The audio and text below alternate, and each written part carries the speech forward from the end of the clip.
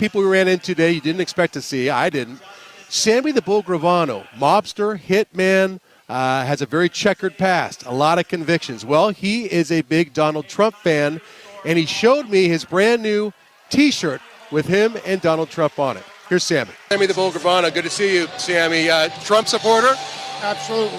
Why? The country needs him to straighten the country out. What they did the last 4 years is a mess. I mean, what better guy could you want when he was at his last rally and he gets shot? He stood up, let's fight, let's fight. How could you not want this guy to fight for the country? And your shirt, you want to show me your shirt? 2 convicted felons, me and Trump. Him for the president, me for the vice president. You're on the ticket? I want to be on the ticket. One of the people we ran into.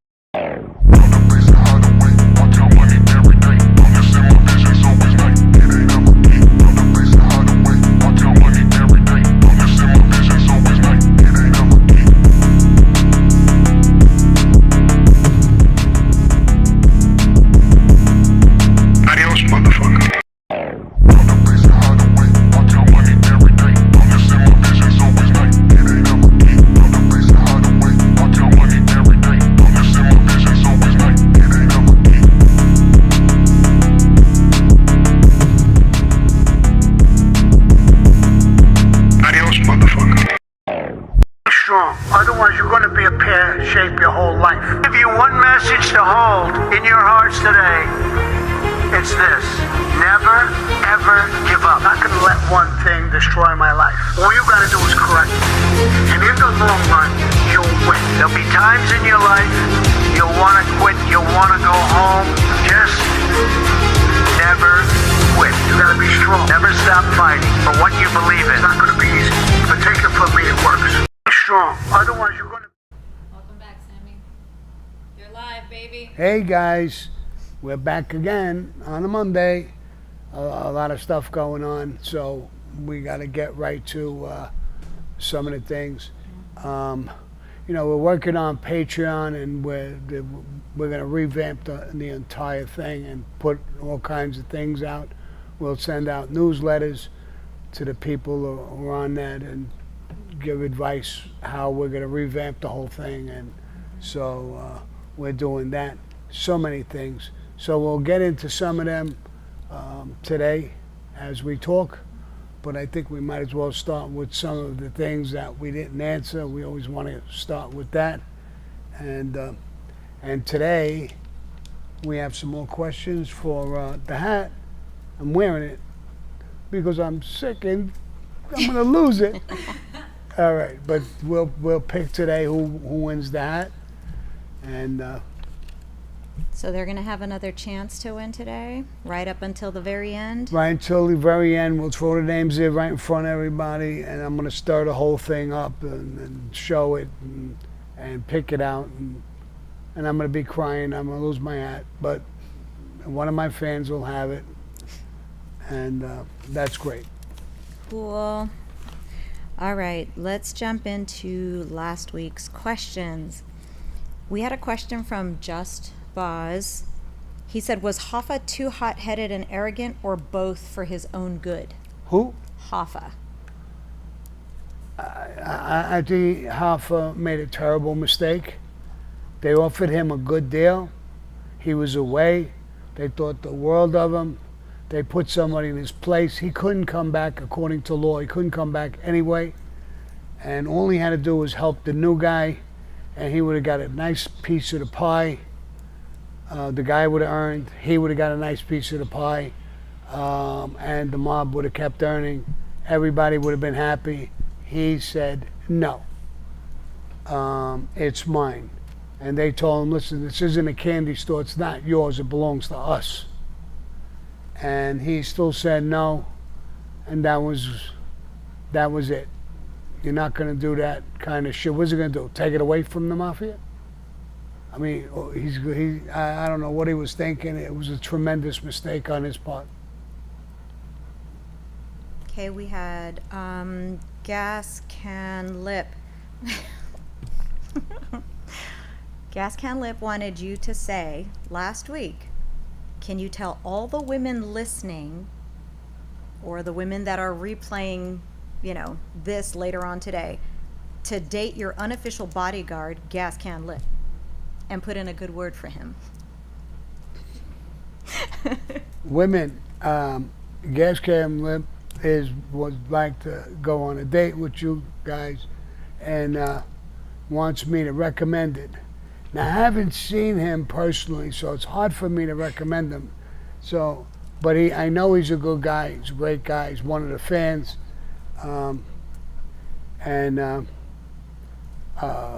Gas Can, I think you should show us a picture because, you know what I mean? If you look like Haystacks Calhoun when they date you, bro, I don't want to be responsible, walk into a room and see, so. But he's a great guy. He really is a great guy. Gas Can, it takes a while. Listen, you guys break my chops about Amina all the time. You love her, you want to date her. It takes a long time. I met her in a bank. She was working in a bank. I loved her too. It took me 3 years to get her over. So this is not something you're going to get like right away. These women don't just jump. So, and now I got guys bothering me about my my little blonde over here. Sterling. Yeah, Sterling. And you can't have her either. So forget it. Yeah, we don't share. Okay, we have JB Weld. He said, who decides when a new crew can be started? Is it only the boss's call?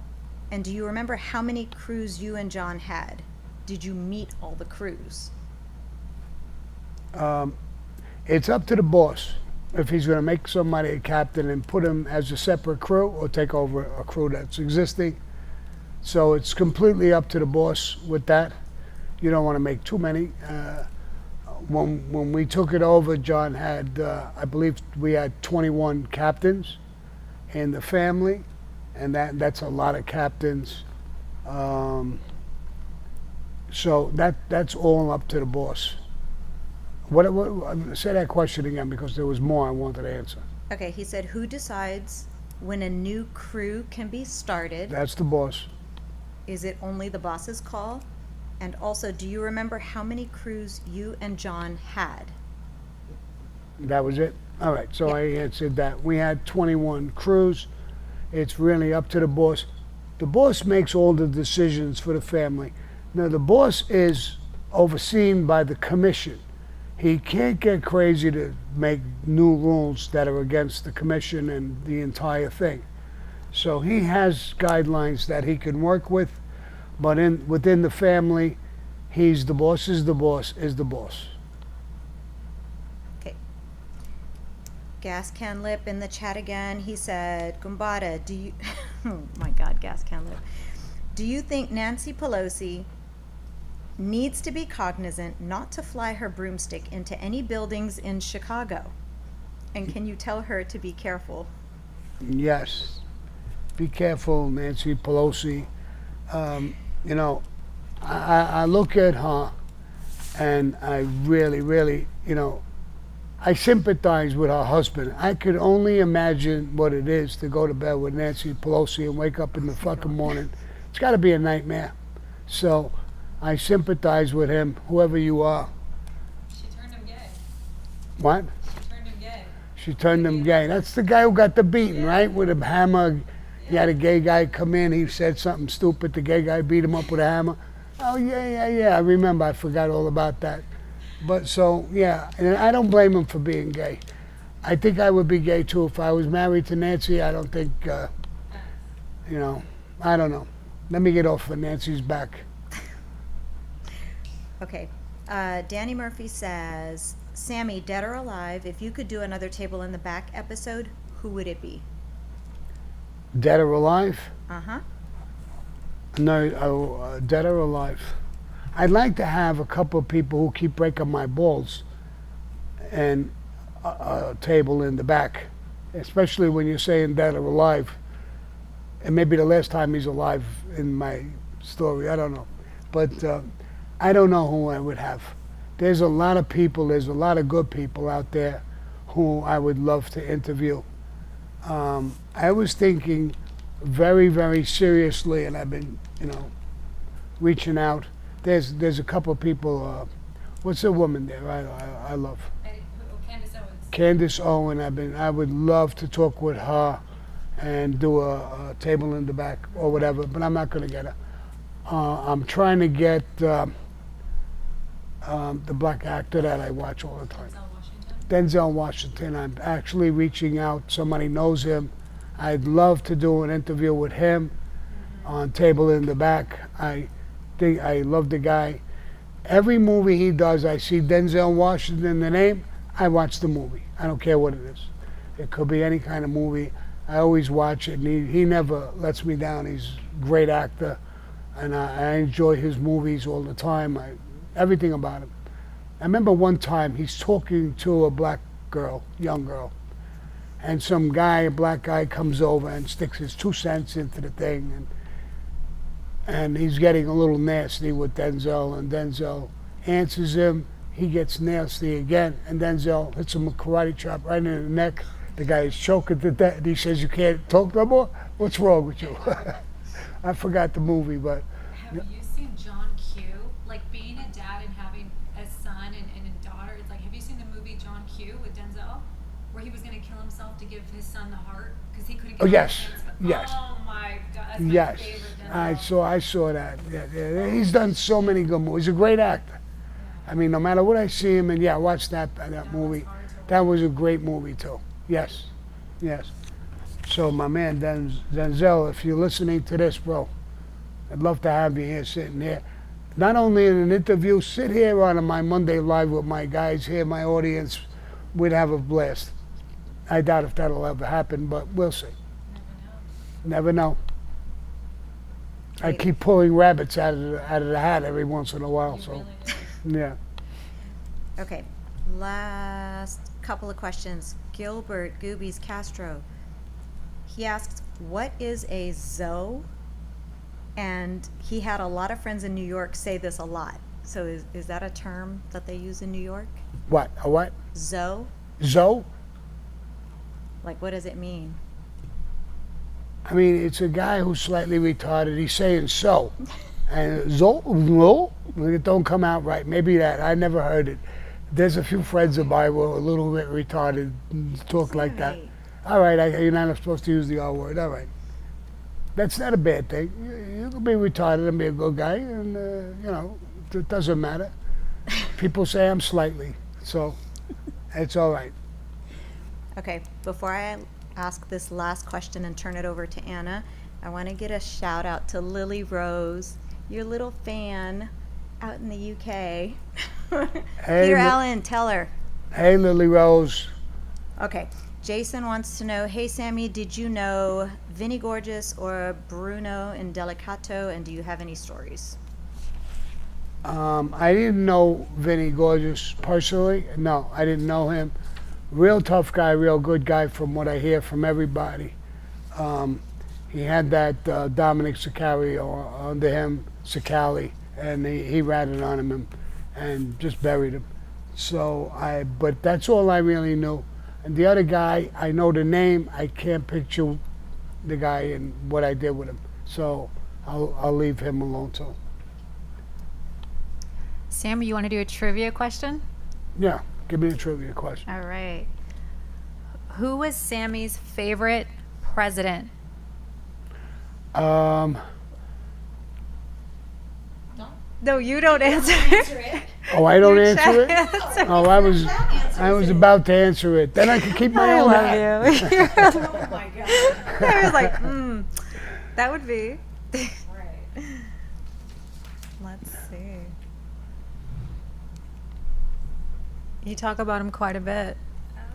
Yeah, That's I kind do. of a hard one. I you do. talk about a few. One on TikTok. Awesome. No cards though.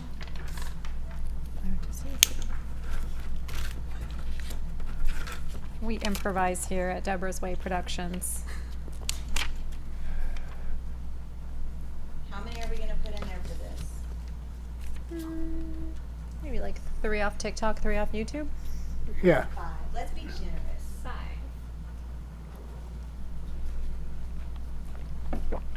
Is my TikTokers on here? Oh yeah. There's Oh. plenty. We got 600 people watching right now. It's my TikTokers. I Counting. yeah. I love you guys. I love you all. And, you know, it's I love this Monday live. You know, I'm doing so much work and it knocks the shit out of me, to be truthful. This doesn't. It brings me up a little bit. I really like the people who are on my TikTok and my Monday live. We really got good people. Really, it's fun for me. It's relaxing. It's good. Now, the next one will be maybe I'm going to put up my car. I got a Kia. I'm going to give a giveaway on the car.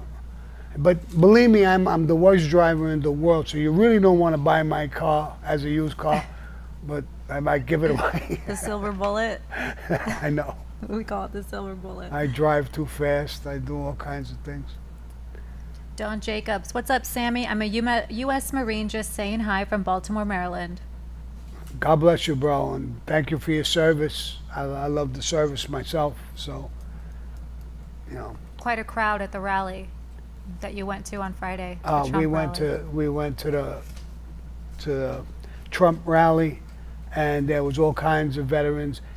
You know, I went there. I was holding up on talking about the rally, but I went there. I must have gave up 150 selfies. People coming over to me left and right, veterans and people like that, ex-soldiers, ex-Marines, a Navy SEAL guy.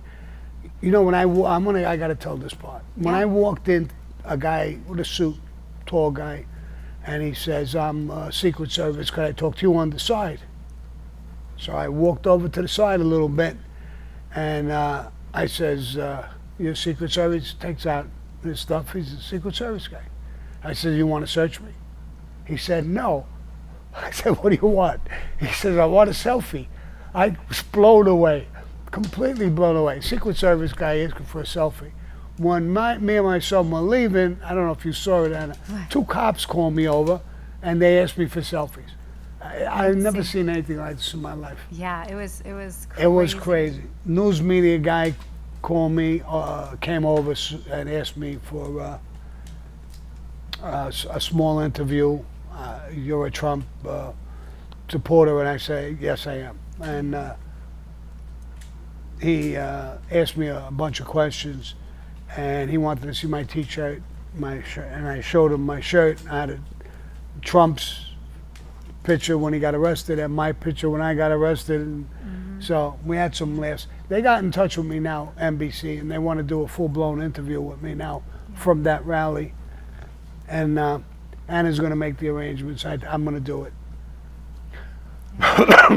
The rally was unbelievable. Especially when he came in, the other Kennedy, Oh my gosh. and he yeah. came into Trump. I was blown away. I knew he might back him, but to come in and talk and It's a whatever, historical moment. and I love what he said. He's all for getting our food straightened out, getting chemicals out of our foods, and all of these things. And Trump is going to make him in charge of that. Now he's going to fuck with everybody, Big Pharma, all of these people. This is what we need. But my advice to him, if he's listening, is be careful, bro. You're fucking with big people, big monies, and boy, watch your back. Watch your back. Right. That's when like planes start going He down. lost his uncle that way. He lost his father that way. I don't want to lose this guy that way. He's a good guy. He has a bad throat thing. He talks a little funny, but a real good guy. Really worries about it. I love these people that come in and they really want to help the country. I love when they do that, regardless of the threat, regardless of people knocking them. His own family is knocking him because he's a Democrat or was a Yeah, Democrat. his wife. Why would you knock him? He wants to do the right thing, and you want to knock him? I mean, I don't understand it. Betty Ann has entered the chat. There's my girl. Hey, Betty. There's Betty How we Ann. doing on the names, girls? I got it. All right. So we've got 10 of them. Oh wow. Who do we have from YouTube? We've got Chino in Florida. We've got Sean McPeak. We've got Francisco Horna. We've got El Gato and Tony Pizza's boyfriend. Tony Pizza's boyfriend. All right. Which one is going to wear my hat? Can we say the We gotta answer? wait and see. No, I'm saying between Tony Pizza and his boyfriend. Oh. You have to split it. Go ahead and tell us the answer, Sammy. Huh? Who's your favorite president? Who is it? The answer? Yeah. What was the question? Oh my God. Who was Sammy's favorite president? Oh, JFK. John F. JFK, Kennedy was the best. And I'll tell you why. First of all, I like everything he did. Second of all, he gave a speech one day that I never ever forgot. He said, "Don't ask your government what could you do for me. Turn around and tell your government what you could do for your country. So don't ask for what they can do for you. Ask for what you can do to make the country better." Right. That was a great saying. It was something like that. I could have mixed up a word or so, but it was a great saying. I never forgot it, and it was. And then he gets killed. It's people like that, this liberal elites who control. I don't want to get political, but control everything and want to rob all of us. They want to keep it that way. Mm-hmm. So when a guy like Trump or this Kennedy, what's his first name? Robert Kennedy, come in and really want to help all of us, the small guys. I'll call us the small guys, the people. And then they want to kill them, belittle them, take them down. And they got to watch their back. But these are the people we need. Somebody who comes in and really cares, and is not looking at greed all the time. Money just dictates all of their moves. So, Yeah. If I can get to ourthing.tv, another great question by Redman. Sammy, throughout your time in the mob, you were in every position besides the boss. You were a street level guy, an associate, you got made and became a soldier, became a captain, and finally underboss. Out of all of these positions, which one was your favorite and why did you enjoy it?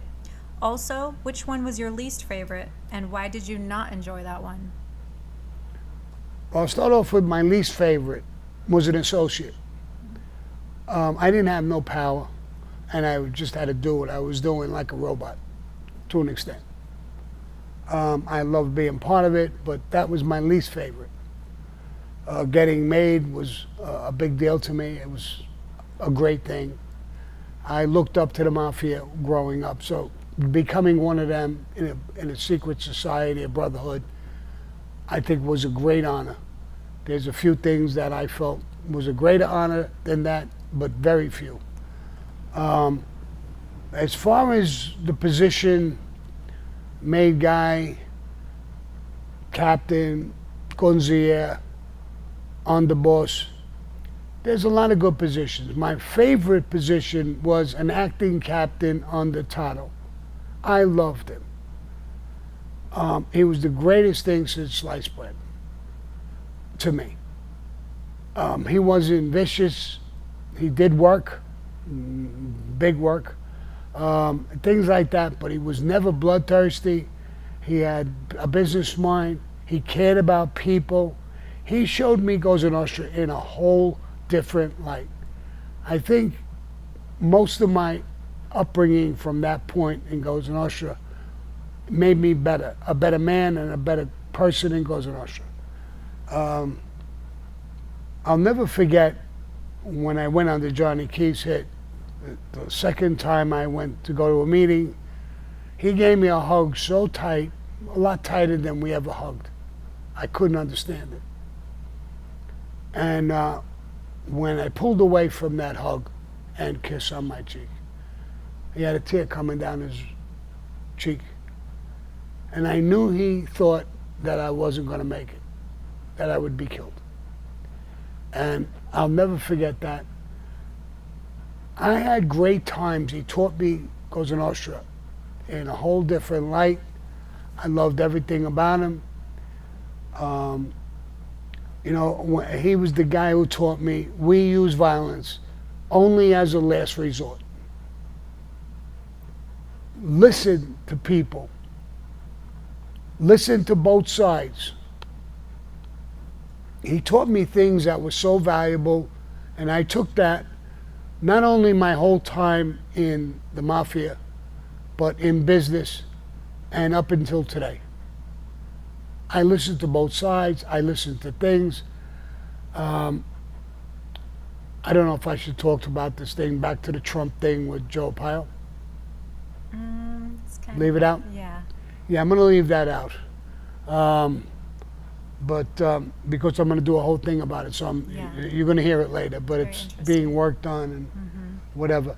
So that's my favorite position, was being an acting captain under Tato. I had a working relationship with the boss, Paul Castellano. I had friends everywhere in the mafia, not only in the Gambino family, but every single family. And you could only get that as being not hardcore.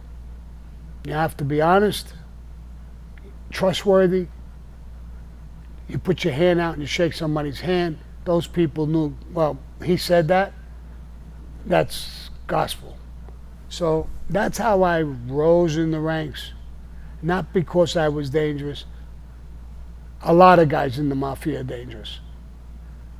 But you excel on who you are. Not just because you're a dangerous guy. There's a lot of dangerous guys who didn't excel. So that wasn't my thinking. And I wasn't all that dangerous in a way that I never woke up any morning wanting to hurt anybody or do anything. There's a lot of times I wanted to punch you right in the fucking face, but I didn't want to kill you.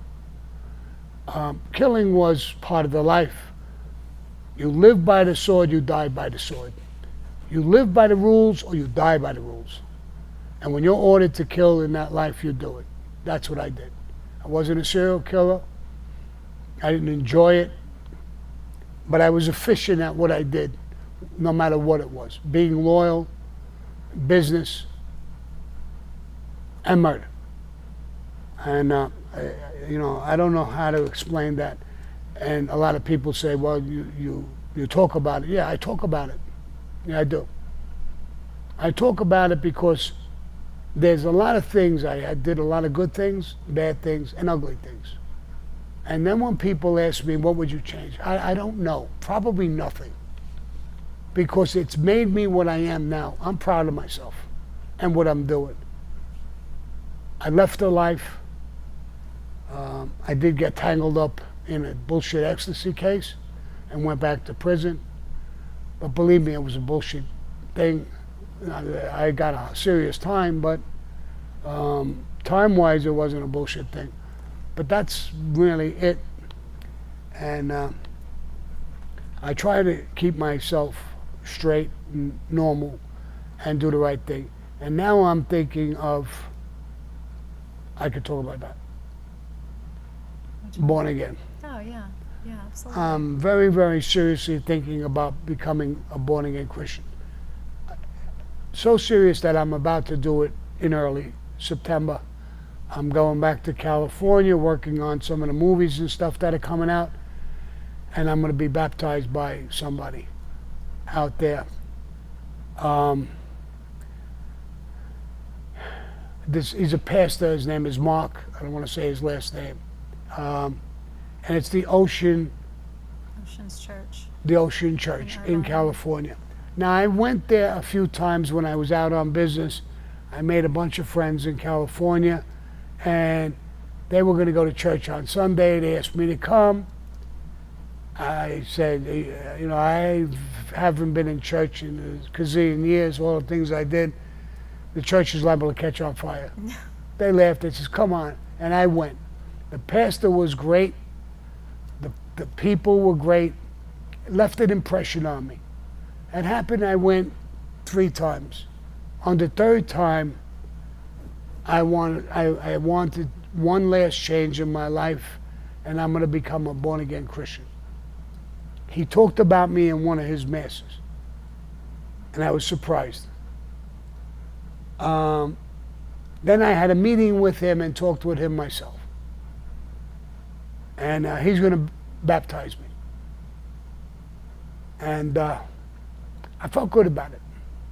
So I'm going to change my life and become a born-again Christian when I go back this time. Some of my friends are coming with me, my team. And I think this is a good change. This Sunday in Arizona, I went with my son and my grandson to church, a church over here, you know, born-again Christian church, same type of thing, music, stuff like that. I'm not a religious guy in churches in certain areas of my life because I've seen things that were ugly. I see in these 3 times I went, and just yesterday, really good things and good people. I want to be part of that. So I'm going to do that. I know I'm going to take heat. I'm going to be ridiculed. I don't really care. You could knock me, you could say whatever the fuck you want to say. I don't care. So I think this is good for me. I think this is good for my son, my daughter, my grandchildren, and my great-grandchild that was just born.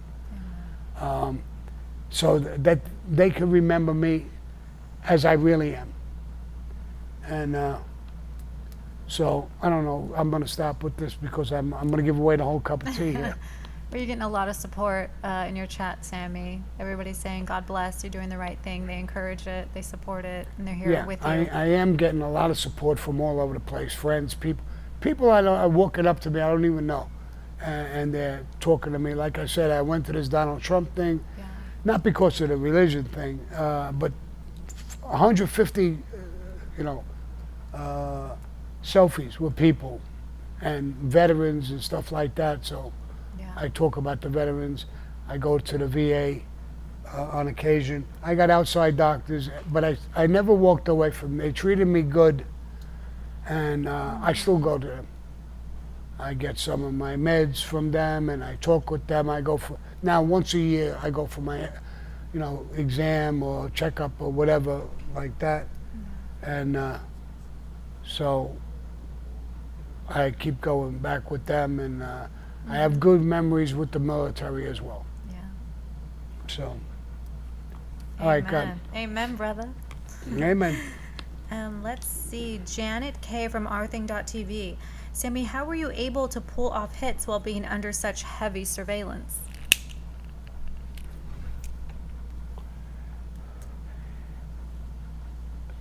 I'm so used to having heavy surveillance at that time. I know exactly what I have to do and how I have to do it, when I could be away from it, when, and obviously I knew what I was doing. I was a professional hit guy, and we never got caught in what we were doing. And thank God I was very careful about where I talked and how I talked. If my guys would grab me by the arm, Sammy, I want to talk to you, and they squeezed it, I knew it's an important conversation, and I get up and leave. I figured everything was bugged because there's people around. But I knew how to get away from it when they weren't looking, when they were looking. You have to be aware of that. And I was very aware of what I was doing when it came to that. So, and unfortunately, when I cooperated and they said, they asked me questions right away. How many murders are you involved in? I said, I don't know. I don't keep count. I don't know. He said, about. They said. 18, 19, 20, 21. I have no idea, but somewhere in that area. I'd have to sit down and think about everything I've done, but they were blown away. They didn't even expect that from me. I didn't flaunt. I was very careful.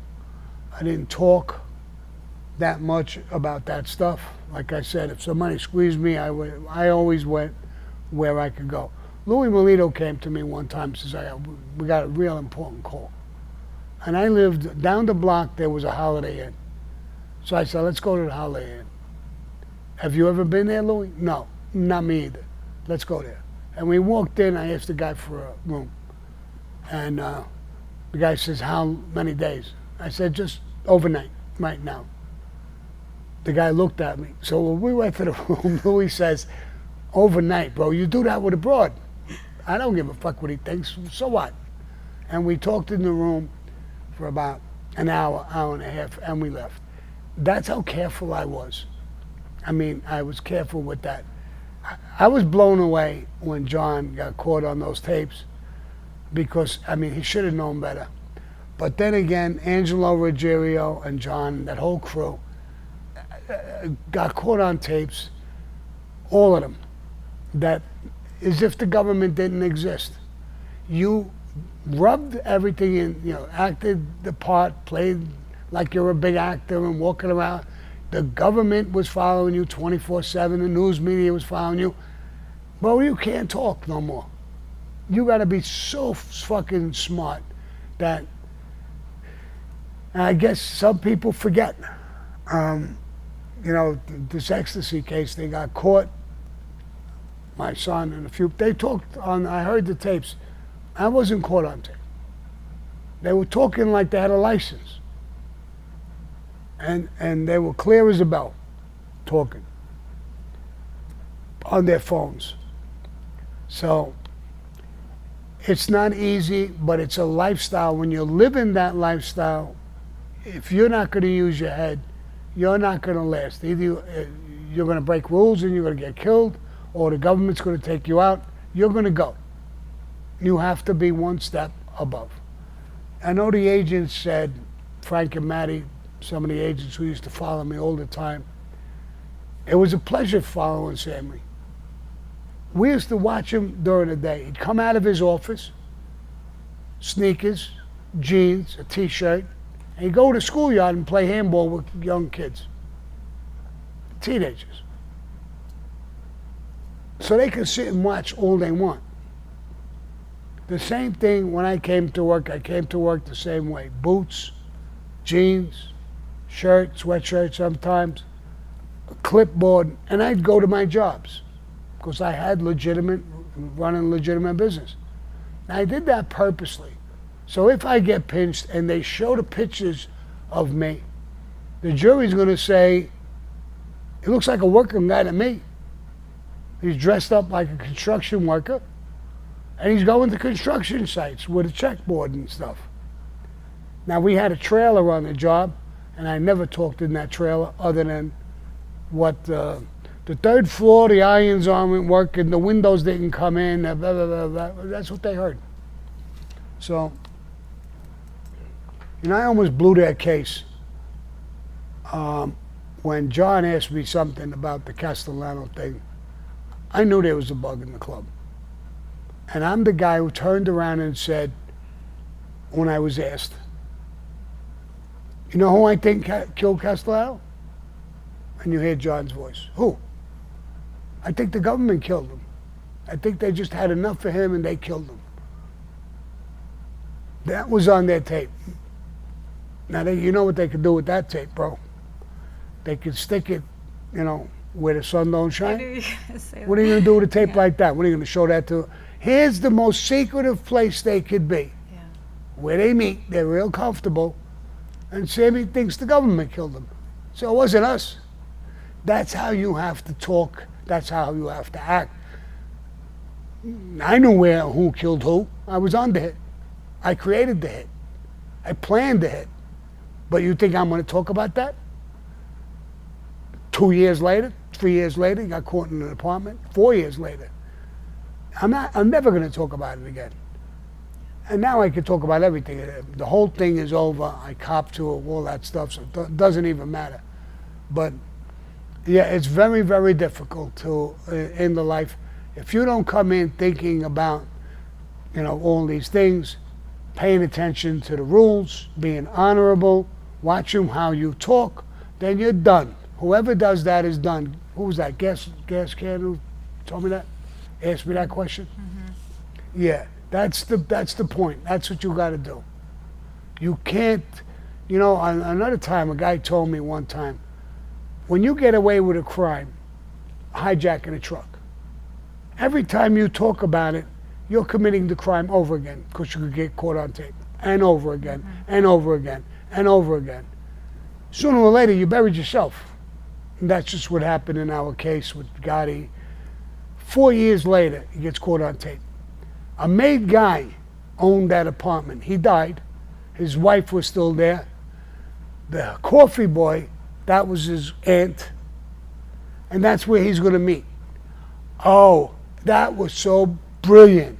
The FBI is listening, and you're going to go in a made guy's apartment who's dead, and his aunt is there, his wife is there, and the guy who's the coffee boy, it's his aunt, and you disappear. Oh, that was brilliant. And we all went down. So. Okay, or a couple more from rthing.tv. Paul, thank you, Sammy. I love your show and never miss an episode. But when you, Frankie, and John were planning the Castellano hit, did you ever consider taking out Chin as well? I think Chin and Big Paul were super tight and pretty much controlled the commission. You're right about that. Chin and Paul were very tight. We never, we knew that would be an enemy. No, taking out another boss of a very powerful family too. First of all, it'd be almost like a Mission Impossible. We'd never be able to catch them together with Tommy Bilotti and Paul and him. It would have to be a commission, meaning you'd have to kill the whole commission. It was literally almost impossible to do. And then you're taking on a whole new thing. You're going to take on the whole Castellano thing, the people from Sicily, the Westies, all the people who was loyal to him, and now with an entire whole new powerful family, we wouldn't stand a chance. So, no, we never thought about that. It was a tough move. When you're taking out multiple bosses, it's like, once the commission goes against you, full blast, you gotta remember, each family has between associates, made men, captains, underboss, concierge, the boss, with associates, 1,000 guys. You're talking 4,000 or 5,000 people coming at you. And out of about 5,000, and probably 4,900 of them could kill. The mob is made up of killers. Everyone in the mob is a killer. When you take the oath, the first question they ask you, well, not the first, but one of the first questions, if we ask you to kill for the family, would you do it? If you say no, you're out the door. They may not kill you, but you're right. You're not getting made. And in some cases, you'll be killed. So that's the first thing. Mm-hmm. And in the life, when you're ordered to kill, if you refuse or don't do it, they'll kill you. So you don't have a choice anymore. And that's the life. You joined. It's like almost like, try to think of it as the military. Imagine a guy, a soldier. We're going to take the ridge over here. Kill those Vietnamese guys. I'm during the Vietnam War, so I'll talk about Vietnamese. Kill them. And the soldier says, no, I'm not going to kill them. He would be court-martialed. He'd be killed right on the spot for not doing it. He has to. He has no choice. It's not well, I think maybe I'll do it, I won't do it. No, you're going to do it, or you're going to die. So that's the life. It's a tough life. It's a tough thing. But when you joined, you took that oath, and you have to do what you have to do. Now, a lot of guys, they won't even ask. They know they don't have the balls, the nerve, or whatever it is. So they won't ask certain guys. You know who the tougher guys are. They're all tough, but some of them are tougher. And you use them. They're more professional. Yeah. Now, I wasn't the only professional hit guy. There was dozens and dozens and dozens and dozens of us on that level. Nice. I think I was a little bit above, but I don't want to brag. Who's counting? Bruce, your friend, Bruce, I can never say his last name, Amita, Bruce Azariti. Arazariti. He would like to know, Sammy, what is the most messed up thing that's happened on a hit? Like police show up too fast, the crash car wouldn't start, the victim fought back too much. Like, has anything ever went awry in the middle of a hit? Oh yeah, there's things that went awry. I mean, you know, I've heard of some. I mean, I've been involved in some. So, you know, things could go awry. Police showing up. We did a hit at, you know, just before. It was one of my last hits. And the guy came out of his house in the street, bang, got hit. The shooters got into a car. Huck was driving a backup car, crash car, stuff like that to deter the police if it comes. They killed him, they got into the car, and they drove down the block. They got to the corner, it was a red light. They went right through it. It was a police car. He didn't know about the hit, but he saw him going through the light. The police car put his light on and was making a U-turn. Huck was right behind that guy. Now, Huck went through, it was real red. It was red before the other car. So the cops chased Huck for going through the light. Not. The other guy was just about turned red and he went through. So they let him go. That's the guy who had the shooters in the car. So when Huck took off, now he's flying. Now they're chasing him. They're chasing him, he's got nothing in the car. So the guys who were in the hit, they made the first left turn, and there was another car that pulls in right behind him. Now let's say the cops came in. There's one street, there's cars parked on both sides. You let him go, and you stop your car. You shut the car. The cop can't get through. And then he gets out. "Whoa, what are you doing?" "My car is stuck." He's gone. He's gone already with the guys. And then there's another car with backup shooters. That was one of my cars. I was in that car with another guy who I don't want to mention right now because he's still alive.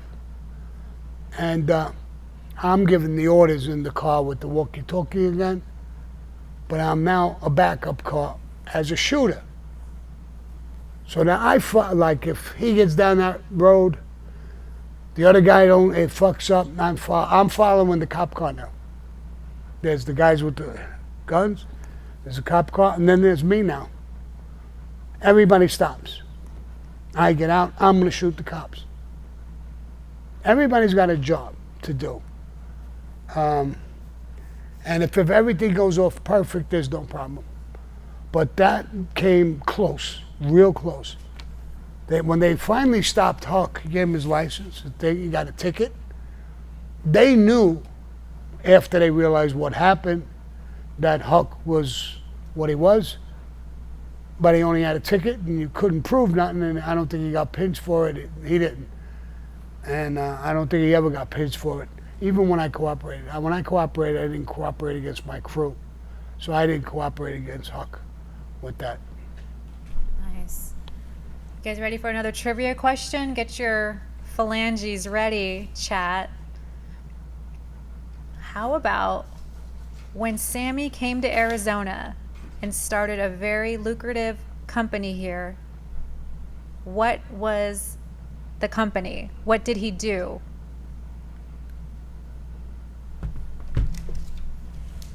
Don't answer it, Sarah. No, I'm not going to answer.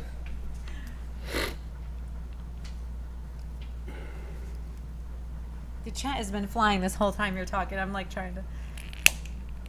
Someone said Lily drives the getaway car. Close enough. El Gato said that. Oh, yep. Yeah. You don't say a Wow. word. Yeah, your views are good. Good job, guys. I'm going to go into a very generous envelope, Sammy, that came in from Bobo Elliott. The Cali natives got you, brother. Just say the word. Please tell us in detail about the Louie Milito hit. I know it hurts, but we love your stories and your experiences in life. Thank you, sir. Now, do you want me to answer that question, or you want to do Not it? yet. Not yet.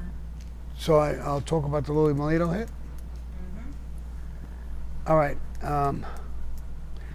I'm going to try and make it as quick as possible because I could have you here a half hour with this. Louie Milito, me and Louie Milito broke up towards the end, and he went to jail. He was concerned that I was getting in trouble, that I would be killed. I was becoming too notorious, that I would be killed. He was telling me, calm down. I says, I can't calm down, bro. I live every day by what I do. I can't, I don't know what else to do. And we broke up. He wanted to go his way. I would go mine. And we did. We did for a while. And, but he knew the Kiss Castellano hit was going to come down. Wasn't part of it, but he knew about it. He knew about the whole thing. But he went away and he didn't know the rest of all the meetings. He didn't know everything. But he never said nothing. After the Castellano thing was done, I was with Frankie DeChico, and we were talking with DB, Di Bernardo.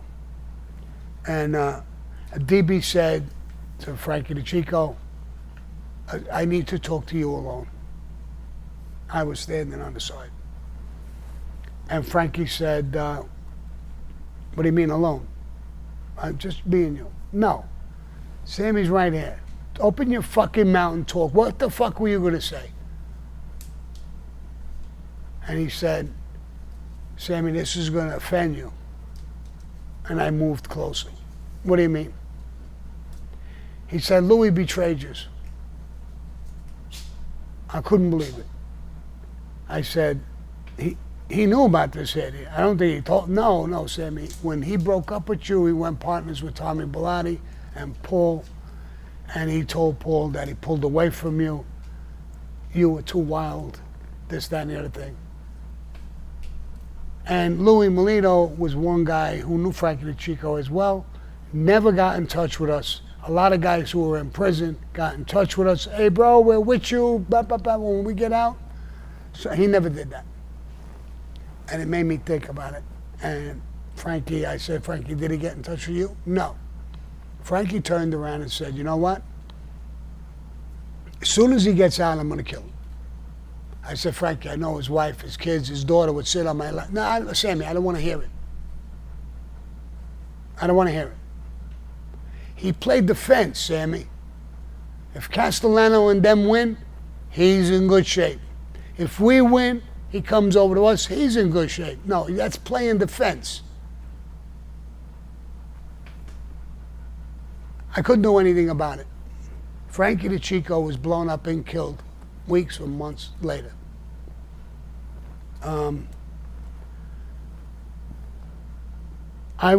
Louie was now coming out of prison.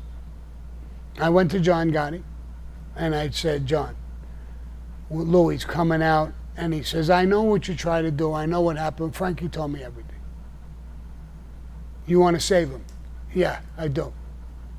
I got a tremendous history. We grew up together. We did a million things together. All right, Sammy. Done. I was already the acting consigliere. I was about to become the consigliere. I had to give up my position as a captain, and I made Big Louie Valerio the captain, taking over my crew. Louie gets out and he sits down with Joey Bellotti. And he tells Joey Bellotti, Sammy's in a real big position. He's getting more powerful every day. Me and you are in the same boat, thinking Joey Bellotti was in a bad position because we killed his brother. He didn't know that me and Frankie DeChico saved Joey Bellotti. He didn't know that. So Joey Bellotti said, no, I'm not in any fucking boat with you. Sammy saved my fucking life. And I'm in his crew.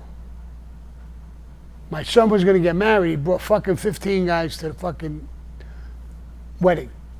I had a fucking fight, a fist fight, with a made guy in the Colombo family. Johnny Pate, who was the captain, his brother, who was the made guy, Joey, whatever his name was, Joey.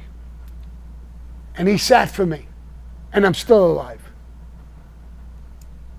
He won the beef. No, I'm not in your fucking boat. It went back to John. I said, hey, he just talks like that, John. He came back to me again. He just talks like that, bro. He don't mean no harm with that. In the same boat. That's all bullshit. I'll talk to him again, bro. I went and I did talk to him about it. And I said, now you're under Big Louie and this fucking crew. Keep your fucking mouth shut. Now, he's the toughest bastard you ever want to meet. Balls like an elephant. So nobody's taking him lightly. Not me, not John, not nobody. And then he's disrespectful to Louie, Big Louie, for no reason. I should have been the captain, not you. Louie answered him, you know, I don't make those decisions. That's their decision. Gave him the right answer. And he was disrespectful. So Big Louie didn't do nothing to hurt him, but he went to John, which he's supposed to, as the captain, and he said, this guy is very disrespectful. John, do me a favor. Could you put him in another crew with another captain? That was an honest question. Unbeknownst to Louie, third strike to John. And John called me in, told me, and said, I'm going to move him, not to another crew. I'm getting rid of him. He's done. I said, John. He said, listen, Sammy, shut your fucking mouth. He's done. John didn't talk to me like that normally. But I saved him twice, and I understood. He don't want to stop. And that's the life. And I did a stupid thing out of love.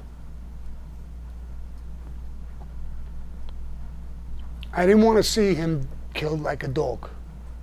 I didn't want to see somebody spit on him or kick him after he's dead. I said, let me be there. Why the fuck do you want to be there? Other guys have got it.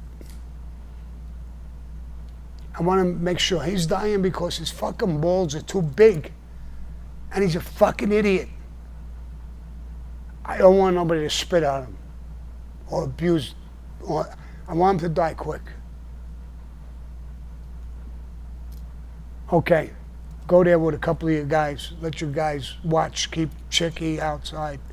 And you go in and make sure nobody does something crazy.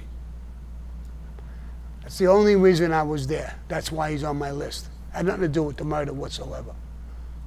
They got rid of the body. I had nothing to do with that either. And if I would have shut my fucking mouth, it wouldn't be, his name wouldn't be on my list. But again, I did what I did in a way that it broke my fucking heart. Yeah. I fished with him as a kid. A lot of the work, it was me and him. People feared not just me, it was Sammy and Louie. When Louie saw my friend Louise one time in a place, she asked him, what happened? She told me that he started to cry. I love the guy. He don't know when to stop. He's going to get the both of us killed. So that's what the whole thing was about. That's the whole thing with Louie Milito. I'm still choking up just talking about this fucking thing. Yeah. I should have never been there, but I was.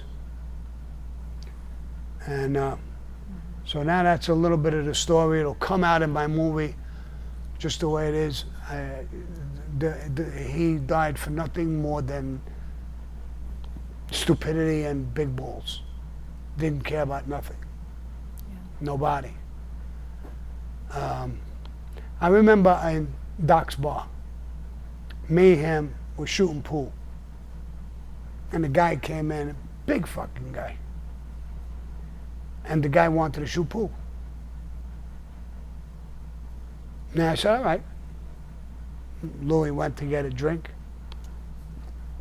He had the stick in his hand. This guy took a stick, and me and him were going to shoot pool. He got a little nasty, the guy.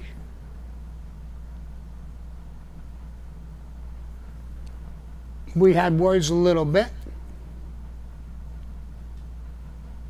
He said, are you kidding? I must have looked like a midget next to him. I'm a small guy. I turned the stick around. I said, no, come on. Let's do this fucking. Louie was there like this. With the stick. The other way around. With the hard part. I told the guy, I said, listen, bro. This is my joint. This is our joint. You're in the wrong fucking joint. You can move on me. I'm telling you, this is your last fucking day of life. Don't do it. We would have beat him to death. That was me and Louie. You put the two of us together. That was me and my gumbada. You put two fucking lions together. You don't stand a chance. Louie was a lion. He didn't die for any dishonorable things. Even the thing, the betrayal, he never gave us up. He could have told them, here's their plans. He didn't do that. He just chose to be smart, and it's not smart, to play defense on both sides. No. You pick one fucking side or the other. You're on my side or come and kill me. And I'm not talking about myself. I'm talking about Frankie the Chico. I'm talking about John Gotti, Angelo, me. Everybody was on that side. You were part of that side when you went in.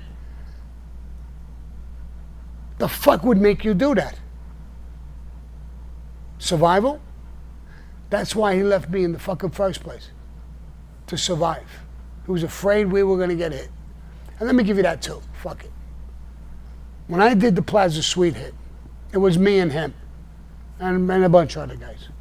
We killed this Frank Fiella. I didn't get permission.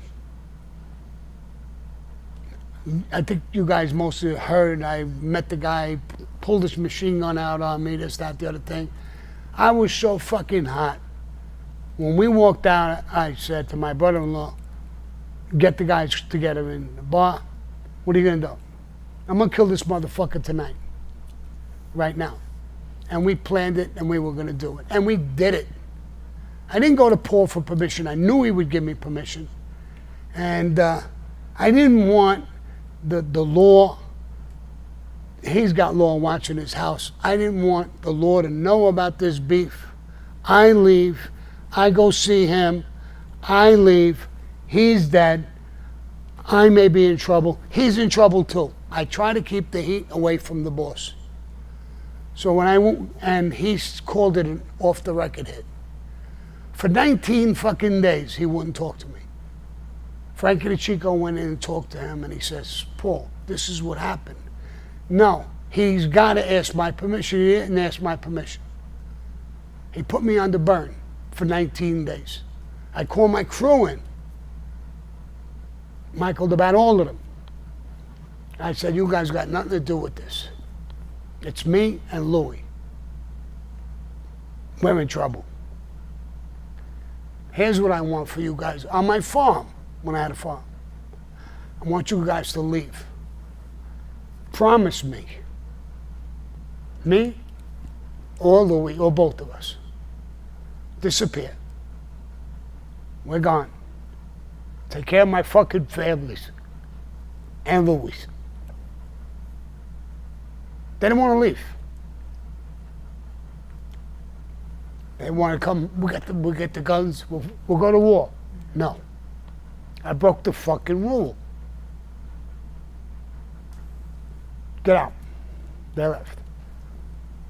And then I had a meeting with Paul after 19 days, finally calling me and Louie Milito into a restaurant in Manhattan. And I went to the meeting in Manhattan. He had Tommy Bilotti there. And Tommy had a gun on him. He was ripping fucking mad at me. And I said, Paul, I sent Frankie there. You don't send shit. You come. And I said, I tried to protect you. I knew you would let me do this.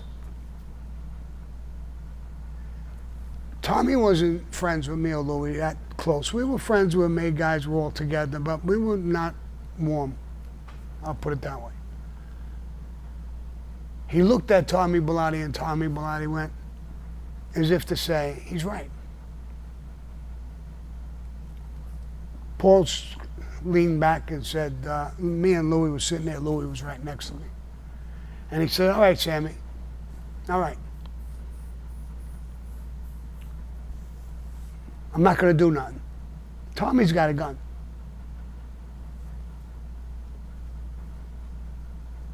You're not the only tough guy. I said, Paul, tell Tommy to give me the gun.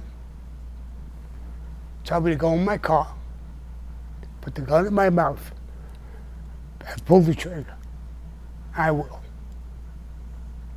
I'll do that. He looked at me. That's not necessary. He said, you got to promise me that you'll never do a hit without asking me. Louie was squeezing my leg a little bit. He knew we were off. We weren't in trouble no more. I said, Paul, I can't promise you that. If it means me hurting you, I can't do it. I would do the same thing. Louie squeezed the shit out of my fucking leg as if to say, what the fuck are you doing? Paul leaned back, looked at Tommy again, and Tommy went like that. I think that saved my life. Because he said, Sammy, you got balls like an elephant. If you do something, you have to tell me. God. And I left. That broke me and Louie up. My answer to him, he said, Sammy, we won the decision. And then you're going to tell him that you can't? You're going to do it again? What the fuck is wrong with you? You lose your mind? I said, I didn't lose my mind, bro. That's what the fuck we did. That's the only reason I didn't go there. I did the right thing as far as goes in Austin. If I got to die for doing the right thing, then fuck it. This life is over. That's how we broke up. So that's the whole Louie Milito thing. I mean, a little bit on a nutshell. It'll be out in the movie. And that's it. I'm choking up. Listen, I loved him. And it did kill me till today. It's another one. But he just made horrible, stupid fucking moves. That's about it. Well, Bobo Elliott, the one that asked the question about that, said, thank you, Sammy. All is forgiven. We love you. Gerard is in the house. Hey, Gerard. The law wound up did coming down anyway. Huh? And the law did come down on you anyway. Yeah. Yeah. Yeah, it was a while after that, but the law was all over me. I got in trouble for that whole thing. My son knows the whole story, but we got in trouble. I lost the farm. I lost every fucking thing. The law came down, but that's a whole nother story. That'll be in the movie, so I don't want to give up too much. I was in church with my son and my grandson yesterday, Sunday, and in church, I don't even know if I should tell this But that thin girl standing there. Don't tell that story? All right. That's between you and the Lord. My son is worse than me, bro. No. Because he said, Dad, Robert's look. a good I kid. said, bro, we're in charge. It was a joke. It was nothing bad. We didn't do that. What is the answer to the trivia question, Sammy? What's the trivia question? What What the- kind of business did you get into when you came to Arizona? It was very lucrative, very prosperous. You did very, very well. The pool business? The pool business. Yay. Yay. Okay, I was feeling a little generous. Oh Lord. Again. So I gave 5 extra people a write-up little ticket thingy. So we got Tim Silva, Josh Ayub, JR, Joey Frakes, the Patsy family, Wolfgang Applejacks Lawrence, Jason, Don Dermoody, Francisco Horna, and Peter Allen MMA. All guys. Look at this flirt. All guys she picked. I better start picking girls, too. If the girls got them right. Oh, all right. I'm already kidding. Bradford Blair with a very generous envelope.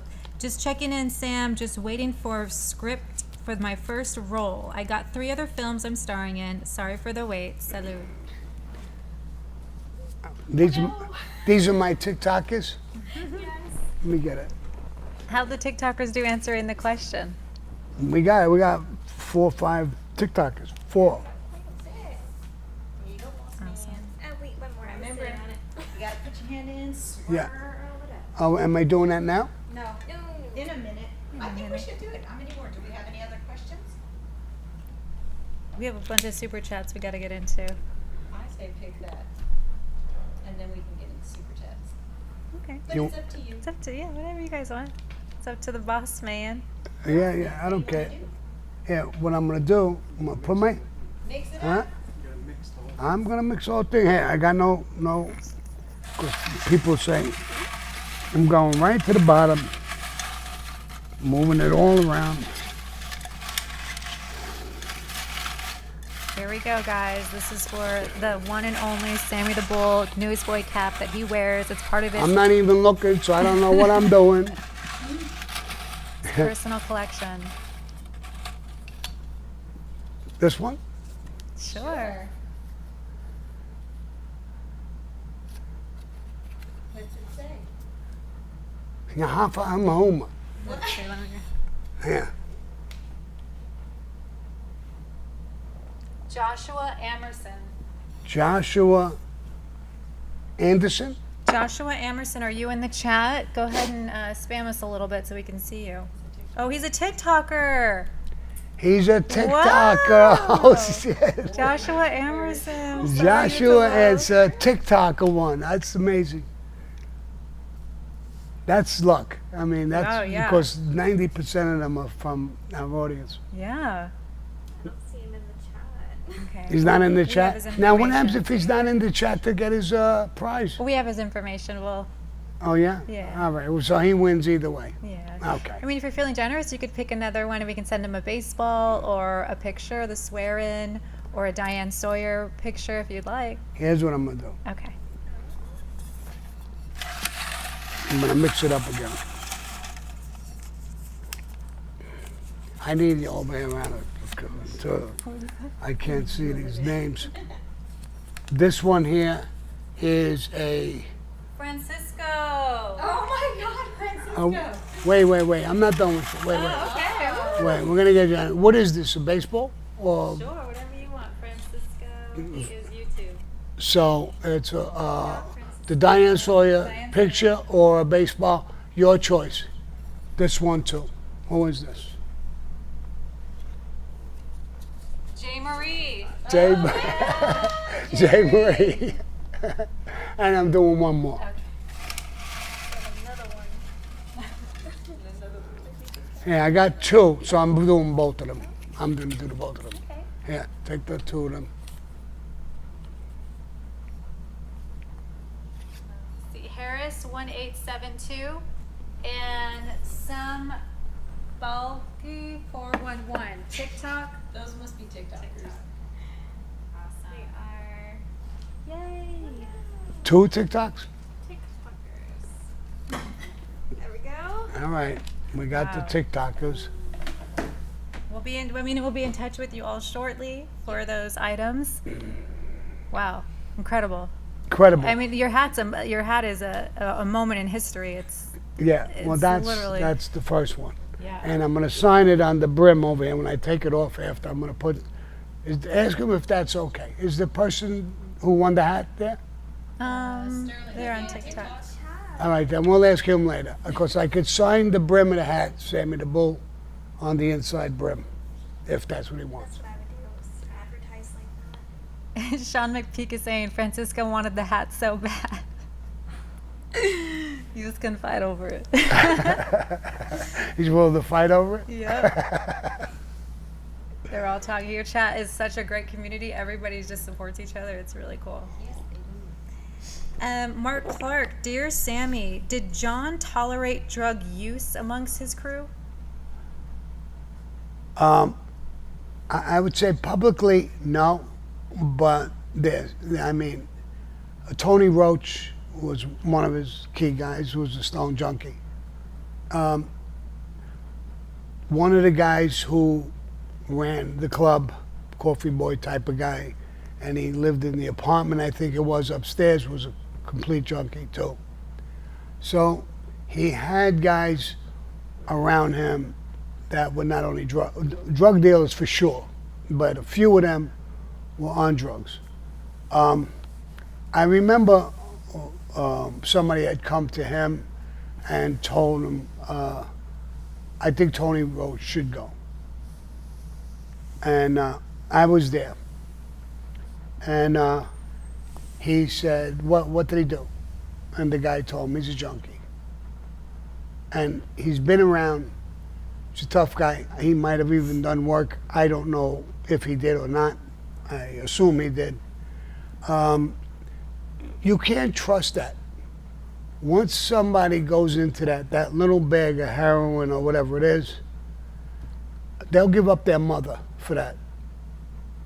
So if they get arrested and they're getting sick because they don't have the drug, and the cops come in or the government, they wave the little bag, you want this? And it's happened before. You can't have that around you.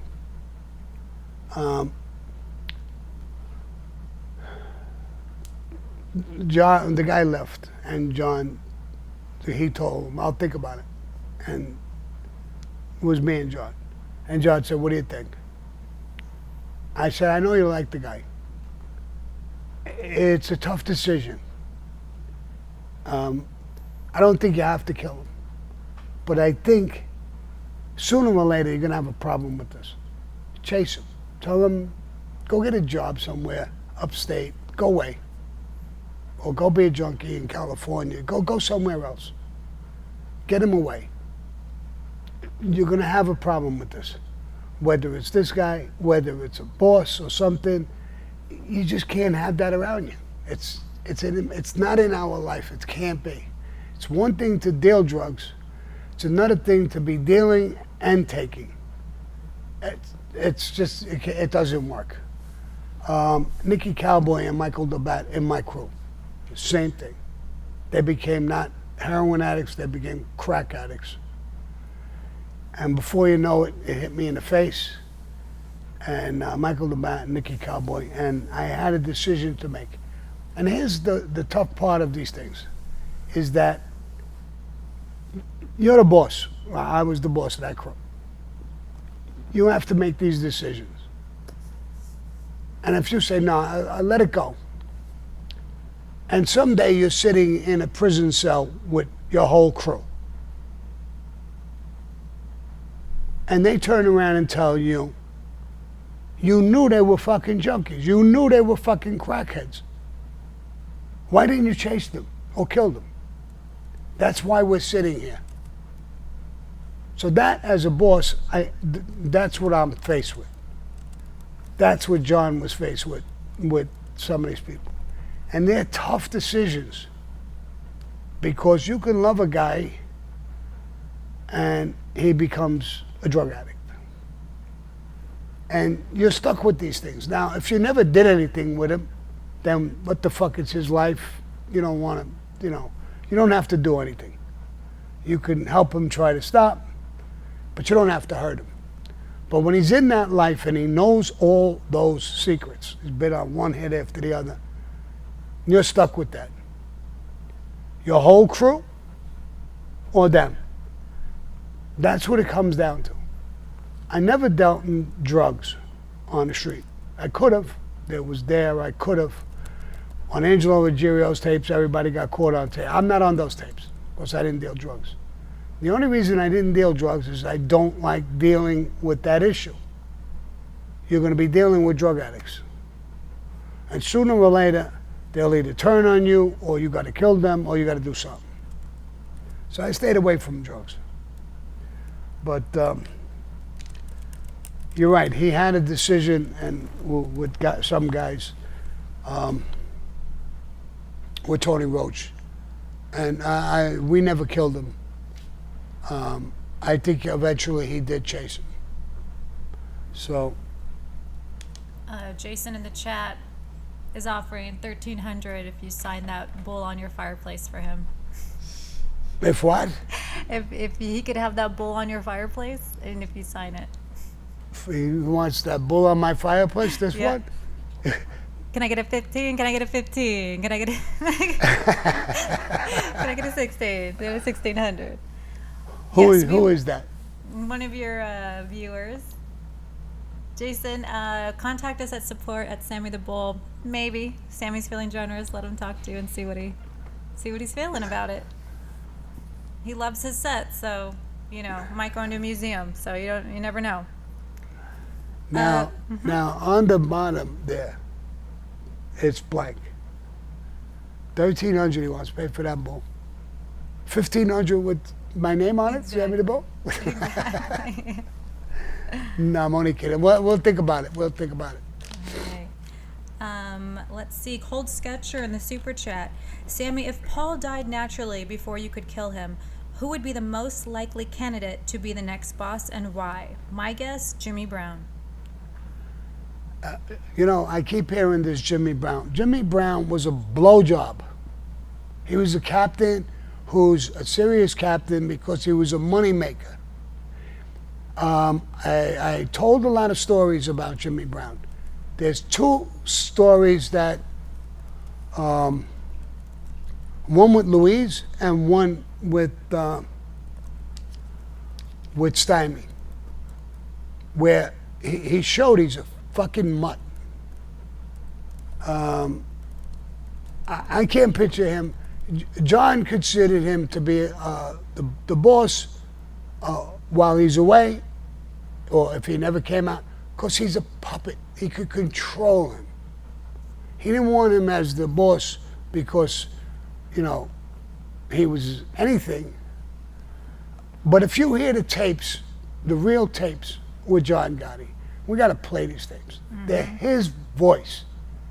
He says, if I die, I go to the prison. I think he said go to prison. Sammy's the underboss. He is the boss, the acting boss, period. So Jimmy Brown wasn't even a mention of it. Jimmy Brown was told that once in a con situation. Chin had sent a message to him through gas pipe. And he told him that very shortly something was going to happen to John, Frankie DeChico, myself, and some of the people who were involved. And that he would be the boss. Why did Chin pick him? Because just like I said, he's a fucking blowjob. He would have been Chin's puppet.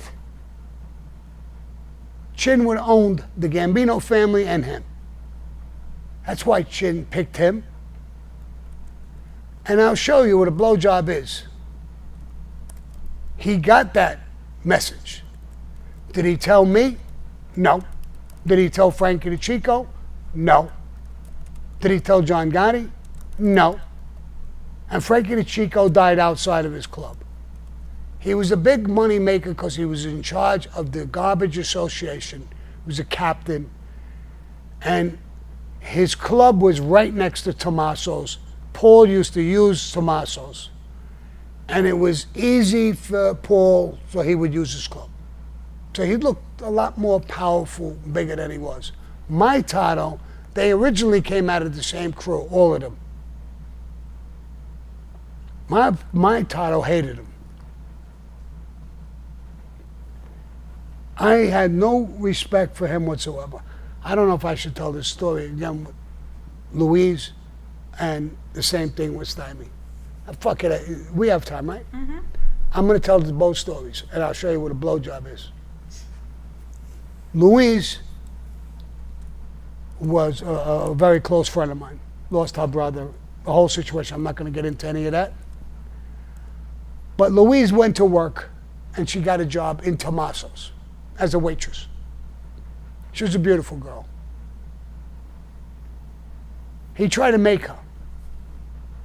She wouldn't go with him. He caught an attitude with her. She still wouldn't go with him. He was embarrassed. Mr. Big Shot got refused.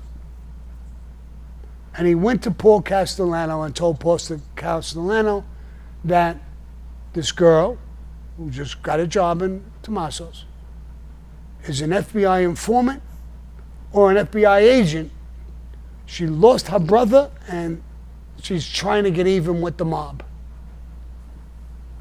I knew nothing about that. Louie Milito called me, this was way back, and said, Sammy, this is what happened. This fucking Jimmy Brown brought to Paul Castellano. I heard that Louise is an informant or an FBI agent. I said, get the fuck out of here. Well, that's fucking Creasy Sammy. I know her too. Of course not. But Paul has got that in his ear now. I got worried. And I went, first I went to Louise. And I grabbed her.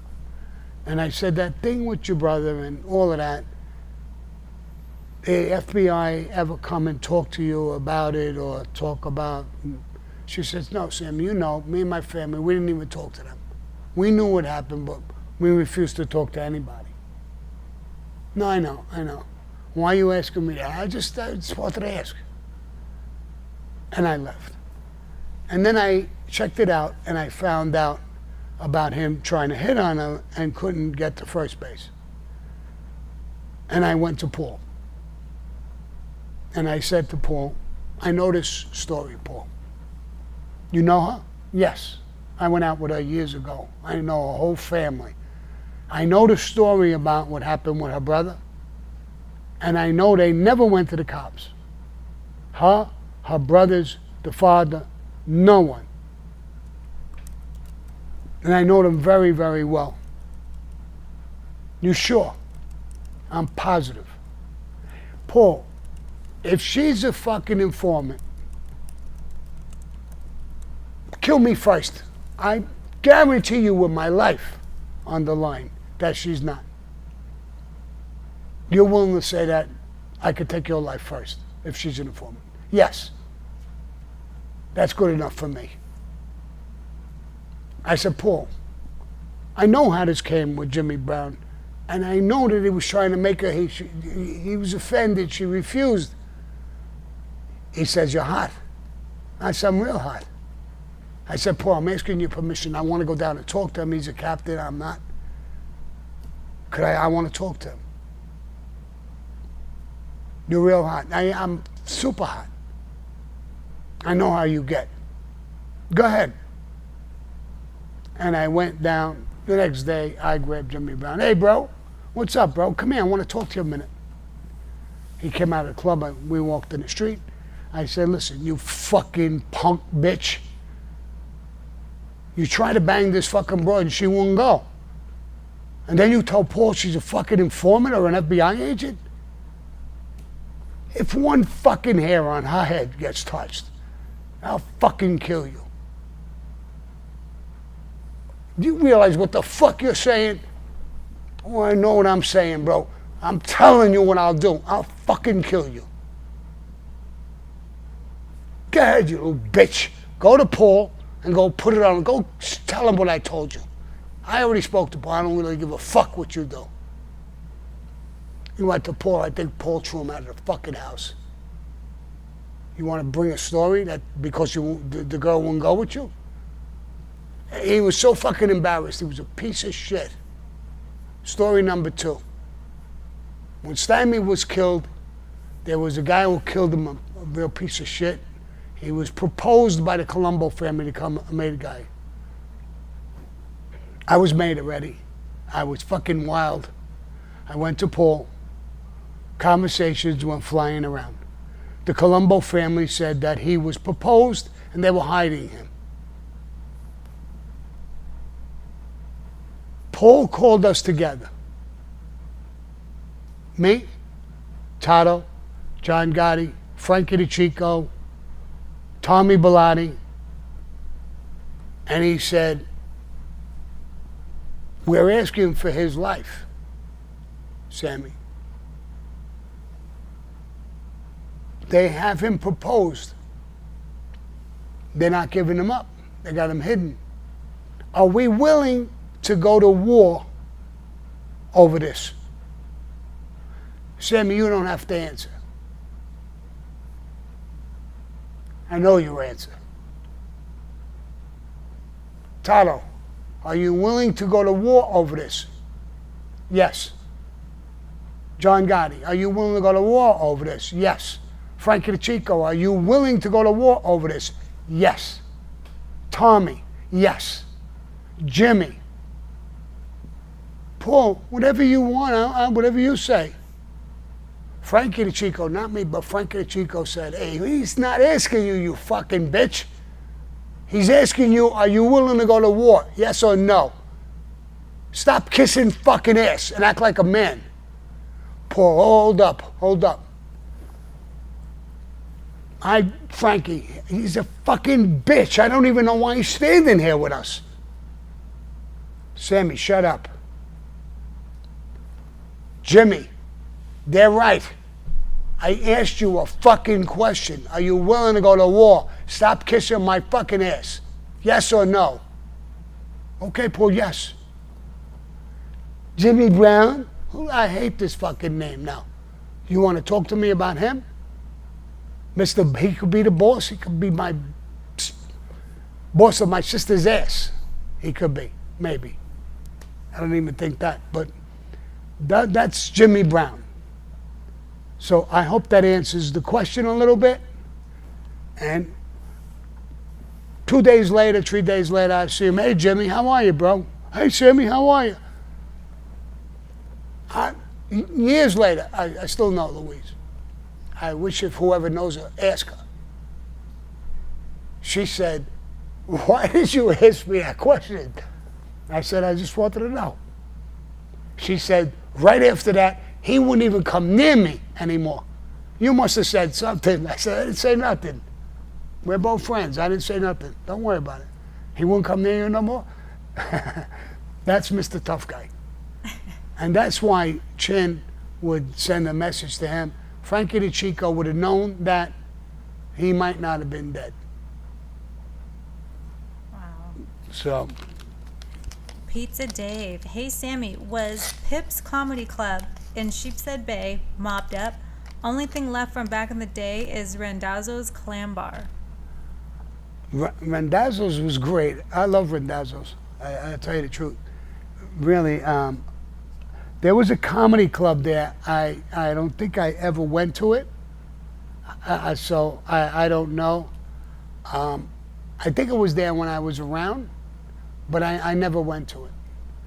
I wasn't into too much comedy. Joe Russo. Sammy, who did you know from the Fulton Fish Market? Oh, a host of guys. There was guys in every family who worked there. There was a lot of working guys. A lot of guys who are not in the mafia who worked there.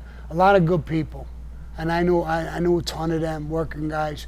You know, I used to get stuff, guys would come over, Sammy, I took this from the market today, and I would get different fish and stuff. But they weren't street guys, and it wasn't a mafia thing. They were working guys. They knew you. They took it out. It's like working on the piers. So, but everybody had somebody there. It was very well connected.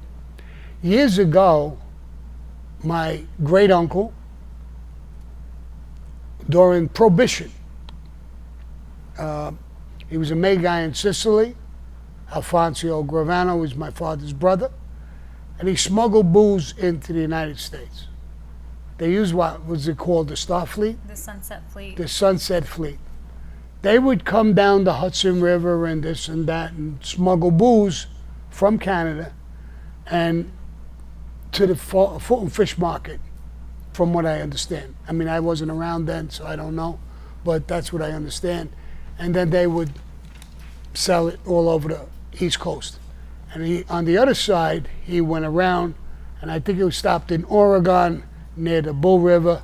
They set up, so they were supplying the East Coast and the West Coast, and through Canada, probably right down in the middle of the country. And Nice. We have time for a few more super chats, Sammy. Let's see. Gascan Lip, Sammy Maigumbara, can you say hello to my good pal Dino, who would have taught new baseball bat skills to Joe DiMaggio? Hey, Dino.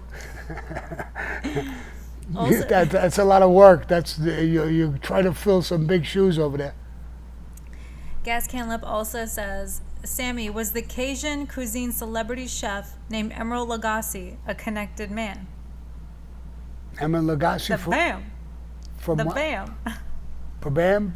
He would drop the spice in. He's like, we need to kick it up a notch. And he'd go, bam, like into the food. Oh, yeah. was really I good. saw the guy. No, I don't know if he was connected. I don't know who he is. He looks mobbed up. Matthew Watson, Sammy, you truly made it out of that life. A star at political rallies, Hollywood knocking on your door, and keep being a boss, and love from the UK. Thank you so much. I'd love to read that little clip that we had tonight. We did so much today. Yeah. But, the clip that my daughter wrote. Mm-hmm. Can we read it? Sure. Listen to this, which was read, and this is about me. It's not, I didn't write it, but it's about me. So I'd like you guys, this is from actually my daughter. From Karen Gravano. Salvatore Sammy the Bull Gravano was once one of the most was once one of the most feared men in the underworld, known as the notorious underboss of the Gambino crime family, led by the infamous John Gotti. Sammy's life was steeped in crime from a young age, and his reputation was built on a trail of violence and betrayal. With his involvement in 19 murders and a lifelong history of criminal activity, he was the embodiment of the brutal world of organized crime. But Sammy's life took a dramatic turn when he was arrested, along with his wife, daughter, and son. The years that followed saw him spend 18 years behind bars, where the weight of his actions and the legacy of his crimes began to bear down on him. Upon his release, Sammy re-entered the world, not as a ruthless mobster he once was, but as a man grappling with the complex realities of his past. He launched a successful podcast, sharing his stories with a fascinated audience and becoming a public figure in the process. But beneath the surface of this new chapter in his life, Sammy was engaged in a deeper, more personal battle, a struggle for redemption and peace.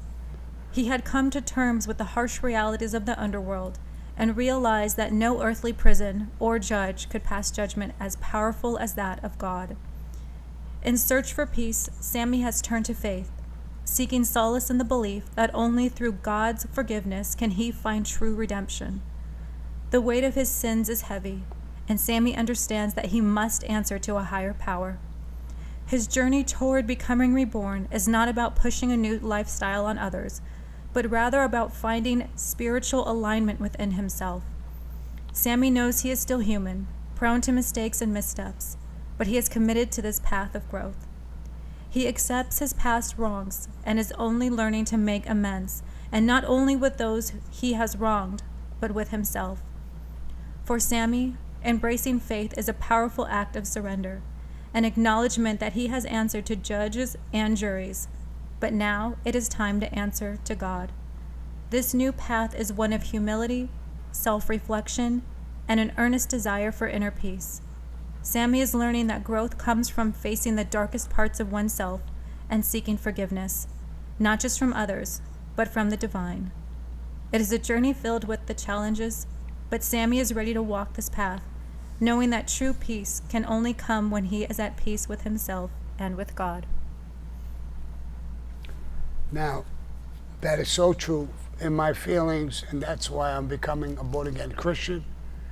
That's why this is all happening. And I don't care who says what. And that's my reasons. And I want to leave this.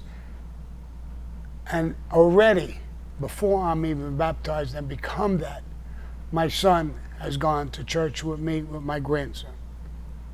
My daughter is writing this and love letters to me.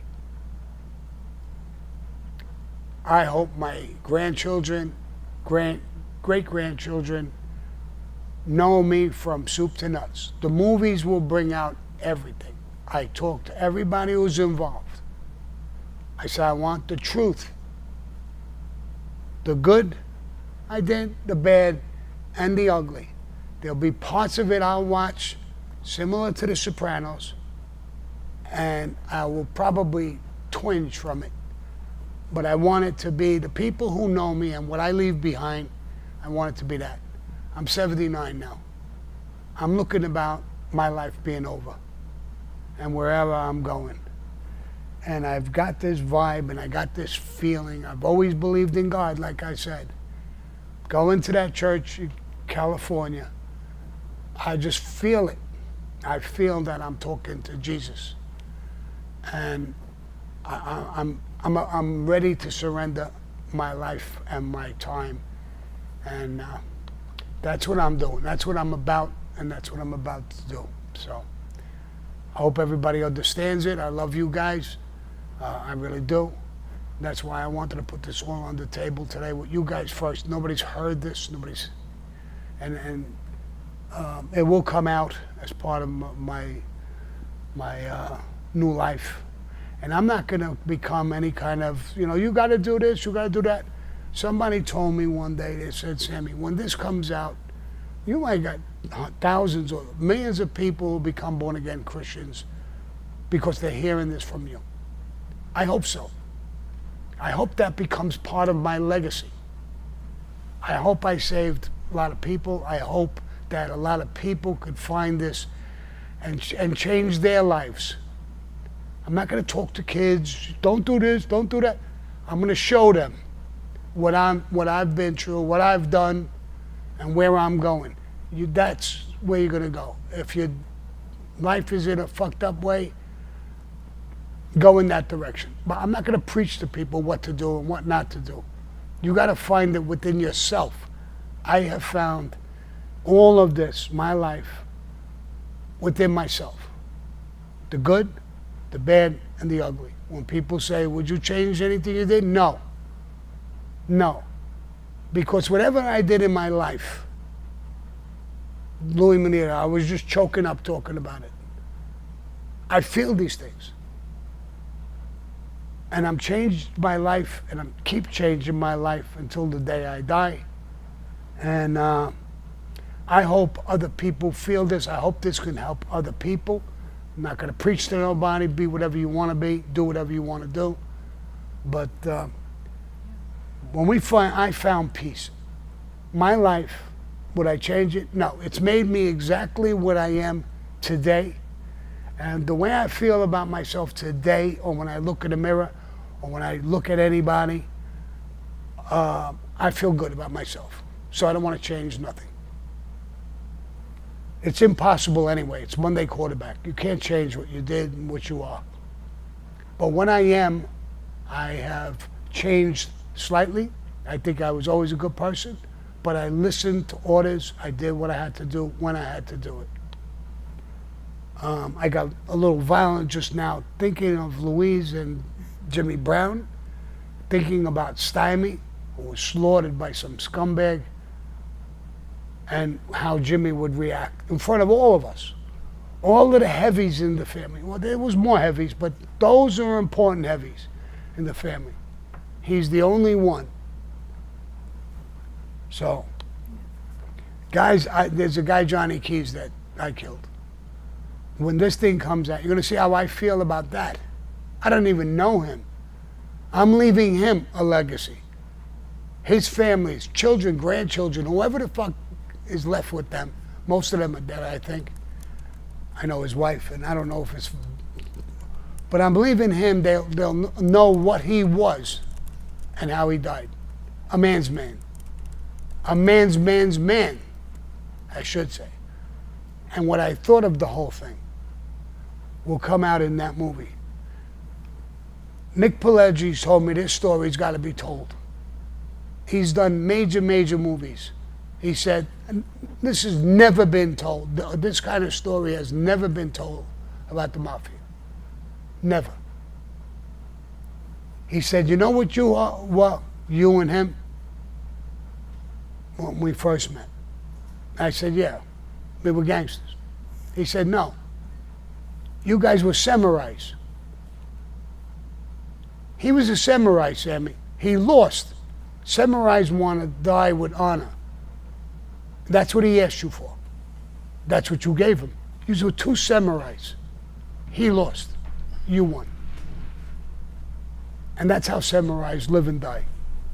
So I've been called a lot of things. It was the first time I was called a samurai, but, you know, and that blew me away too. Yeah. So, A little. hey guys, I think I went overboard. I went time over, everything over. But I hope you've had a great show today. When we start on the Patreon, my son is going to be running most of that, and somebody else in my team, and Sterling is going to be part of it, running that. So these things you could look forward to, and stories like this, when we talk like this, is going to be, you know, key in the Patreon thing that we're building and forming. It's not done yet. There's going to be another part of it where I talk sometimes, my son will talk sometimes, my daughter will talk sometimes. Sometimes my daughter and my son will talk. Sometimes all three of us will talk together. That'll be part of a special on Patreon. You can't get that nowhere. So, Comments are really good, Sammy. You're getting a lot of support. yeah, for your and I choices appreciate the Gerard and- support by yeah. people. And I hope that this, not only I thank you for your support, I hope it helps some of you guys. I know we're all in trouble in one way or another. I know we broke rules somewhere along the line. And I think we all need Jesus Christ to give us a shot to start our lives and be stronger and better people. And again, I'm not going to preach. I don't want to become a preacher. I'm not a preacher. But I'm talking about people who are suffering. I know I get a lot of messages, not only from you guys direct, from my lines and people calling me and stuff. And I hope this helps everybody. I hope my path helps a lot of people. Yeah. So, guys, I think I'm going to wind it up now. I'm late. And you guys enjoy your presence. You, my man who won this house, you TikToker, bro, you got my hat? Wear it nice. I'm going to sign it for you. All right. Adios. I'm not even going to say MF. I'm going to say Muchachos. Adios, muchachos. adios, muchachos. That's good. That's a good one. I'll start with that. Adios, muchachos.